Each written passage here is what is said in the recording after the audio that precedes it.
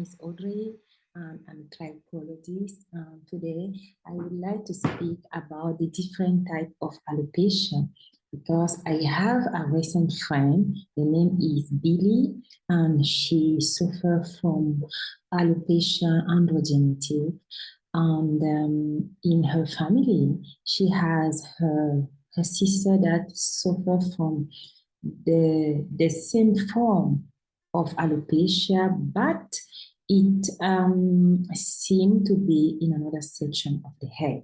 So beginning with the alopecia androgenetic, alopecia androgenetic is a family story because her mom, especially for my friend, her mom had androgenetic alopecia.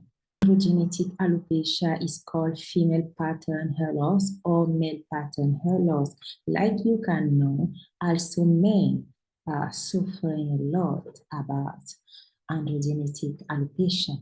If he has an androgenetic alopecia, you can see an receding hairline or the thinning in the crown about men. For women, in general, women can be bald, but they have the thinning of the hair. And thank you for androgenetic alopecia. But the good news is that when you have androgenetic alopecia, the process is slow. And if you help yourself with your environment, with your diet, with the aerobic too, you can make the process happen more later, because you know that we live with stress and nothing to do about it. And when you stress, your environment can anticipate the process. So the second type of alopecia that we are going to talk about is alopecia areata. Alopecia areata is an autoimmune condition that this condition attack the follicle and cause hair loss. In the case of alopecia areata, it presents himself in the form of size patches somewhere in the head. Hair can regrow, yes, sometimes not, because when alopecia areata, the causes is not stopped, you can go to have the permanent alopecia. But the good news is when you have alopecia areata, you have these coin-sized patches somewhere in your hair. But when you treat it, you have the regrowth of the hair. So the third type of alopecia that we are speaking about is fibrosing, frontal fibrosing alopecia, the form that shows up in the receding hairline, and sometimes, and many of the time, it happens to postmenopausal women.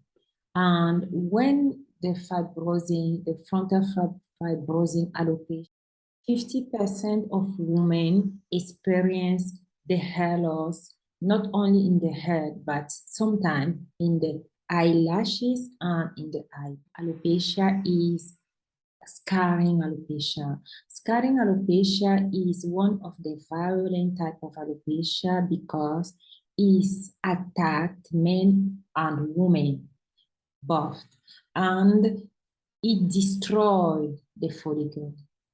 So you have a permanent hair loss. You can do nothing about that. And it's not easy to accept because, you can grow your follicle, you can grow your hair. So when you lose your follicle, it's nothing to do about it. Maybe you can have a transplant, but you have to be candidate for that. So the 5 types of alopecia that I'm so excited about because I see it all the time is traction alopecia. It happen with stress on the hair, especially on our Black community. We have beautiful hairstyles, and sometimes these hairstyles can be tight so much that we could have the receding in the hairline in that part, that we put so many tension in that part of the hair. And frequently, regularly doing the same thing at the same place, at the same section of the head, you are going to lose your hair. And you lose it in the temple and in the front line. So I'm really sorry about the fact that many of us, we think that maybe we black people, we can grow long hair, but it's not true. We could grow our hair if we begin accepting and refusing to do us. Our hair is like a plant. The more you nurture it, the less you stress it, the less you put tension on it, you give him the freedom and the elasticity to grow. Cornrow, I'm not against swing, I'm not against ponytail, but like everything that we have to do in our body, we have to do it with kindness, gentleness, because only with that we can assure that everything in our body in place. Is due to the fact that the hair is tied too much, and we regularly doing the same thing, putting the pressure, we are going to remove the root on the scalp. And when you remove the root, once you remove the root of the scalp, the follicle can develop, and this place remain. Without follicle, and without follicle, you can have the growth of your hair.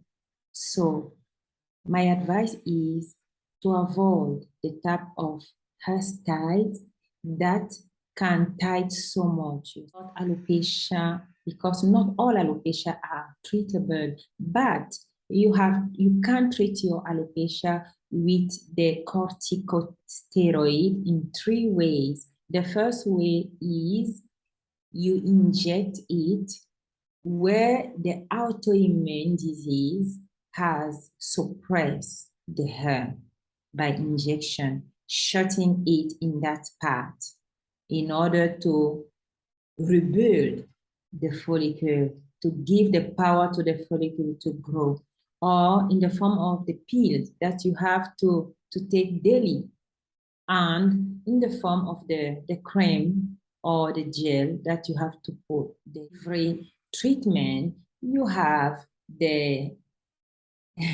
you have the side effect. You can gain weight, you can have osteoporosis, and something else. So please read more about that.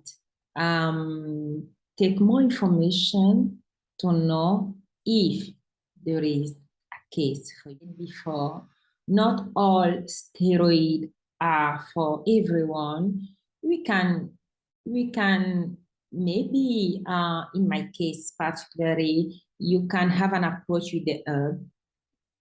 You can use onion juice, aloe vera, acupuncture, or rosemary oil to see if you can heal with the herb. But you have to know more about the herb that you are using, because not everyone can have steroid in the body, and because it's expensive. Of alopecia, family story. Men like women suffer from hereditary case, and other for the age, because aging is another fact. The case in which you can suffer for alopecia. The first is the family history. You can inherit it. In the case of my friend, from her parent, from her mother, because the mother had a different form in a different section of the head. And we have the pregnancy. The woman that are pregnant or already get birth, and the medication. We have some medication that can cause hair loss, like diabetes, like uh, thyroid, that can create and cause hair loss. So you have to know if you have some disease, to read about hair loss related with this type of disease that you have that can create and cause hair loss can be thyroid, diabetes, lupus, and you can have hair loss with it. About pregnancy, on getting birth, you can have a temporary hair loss and hair can regrow. And we have the poor diet. We have to be careful because sometimes we begin doing the diet and we suppress something in the body because our body is made of gland and we have hormone. When your hormones are imbalanced, the body is in disorder and something could trigger the body at the point that you can lose your hair. Is like everything. Speaking about alopecia, you can have control on your alopecia by first eating healthy, trying to eat vegetables, herb, because we have the herb that can stimulate the regrowth of the hair. So list the type of vegetables that are connected with the hair, eat it more often, and we have the protein. You have to eat protein because protein and amino acid and micronutrient deficiency can cause hair loss.